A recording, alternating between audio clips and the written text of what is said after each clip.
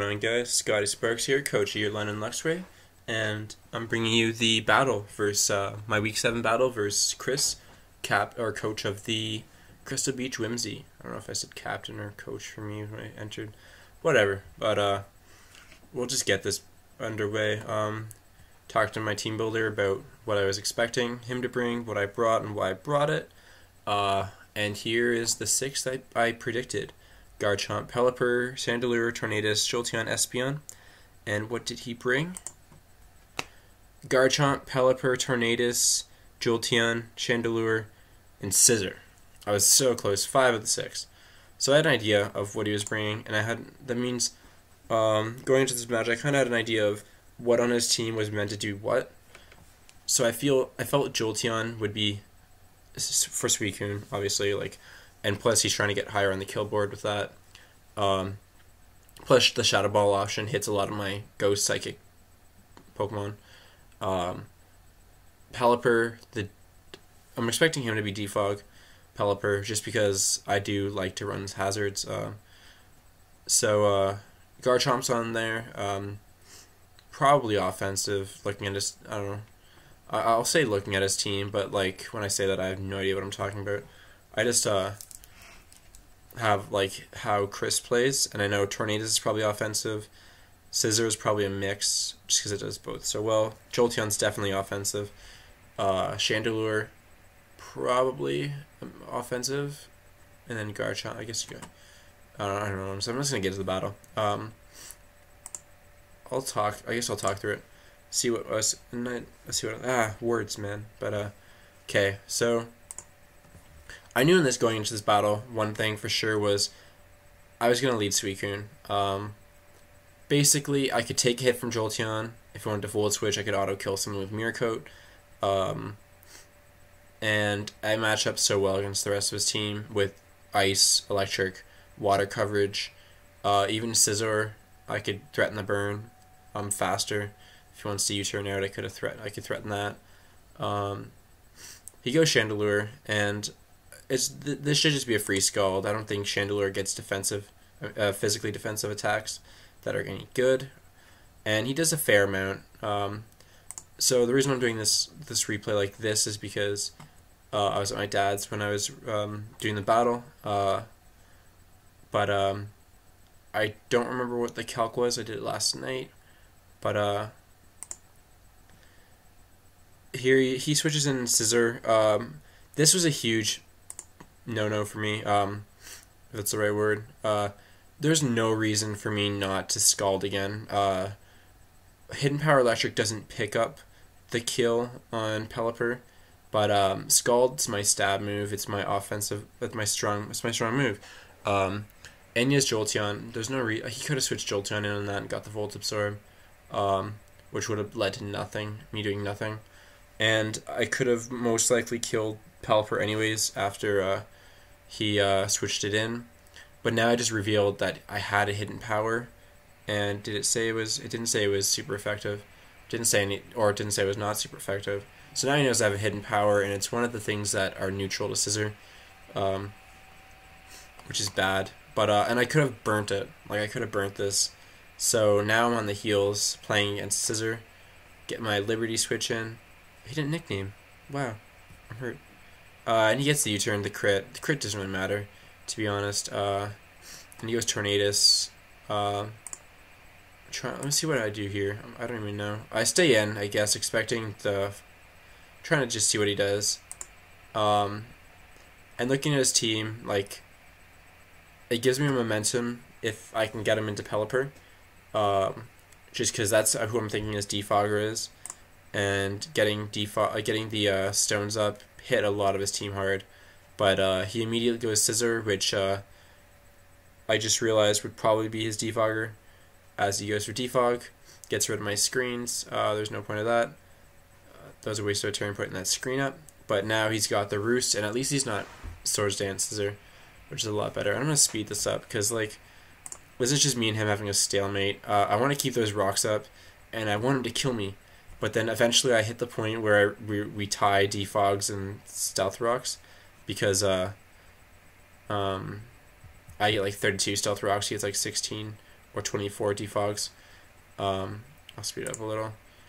And what happens is I think I hidden power fire on his defog because I didn't want to waste my my stealth rocks, which is a bad move because I should have stealth rocked the turn we were tied and then hit hidden power fire to psych him out. But yeah, I think it's here. Yeah, here. Then he kills it. Let's go back. He defogs. I go for hidden power fire because I'm an idiot. And he U-turns. He probably should have bullet punched. But I guess it was now I have momentum. That's what I like.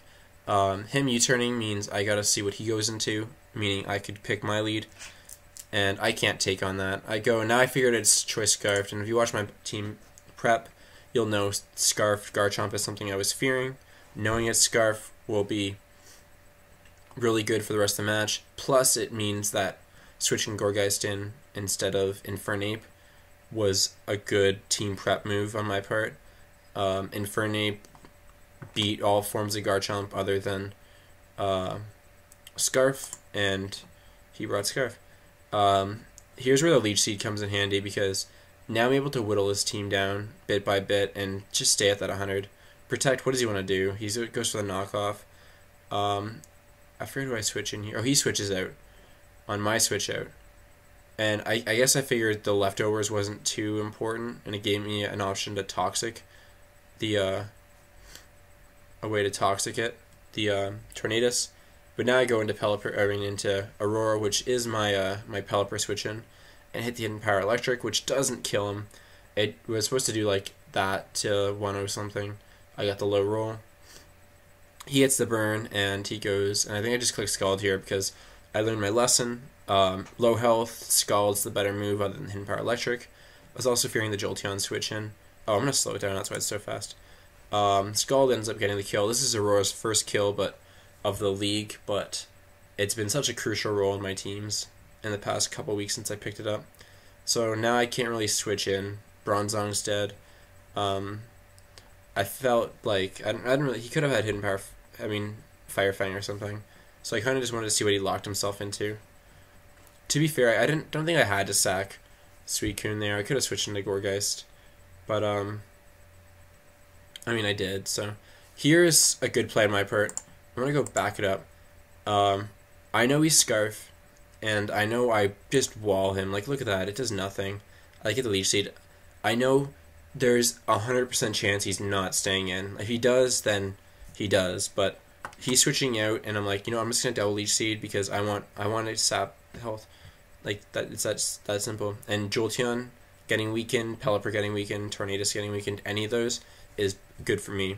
So now I go into my my Jolteon check, which does okay. But he knew I was probably switching to this. That's why he went for Shadow Ball.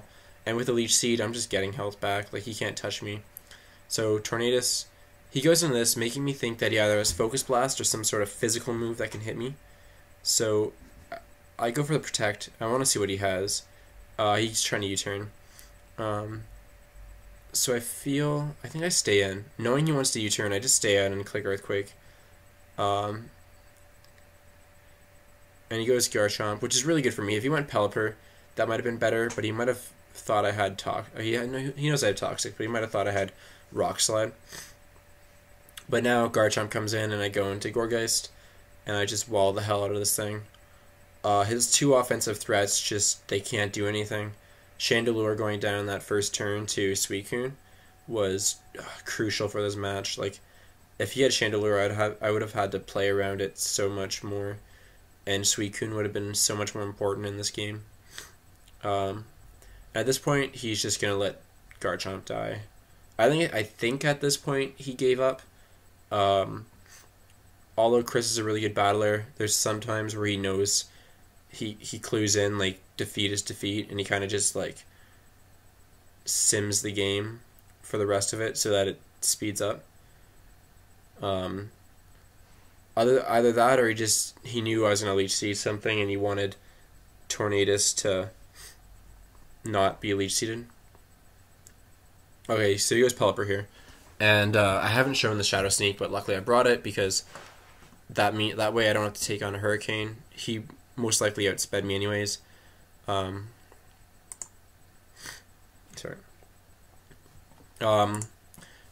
Here I'm expecting the Z move if he had it, but he didn't. And I don't even know what item he was, to be honest. I don't think I clued in. And Synthesis isn't getting as much health back as I would like because of the rain, which I forgot about.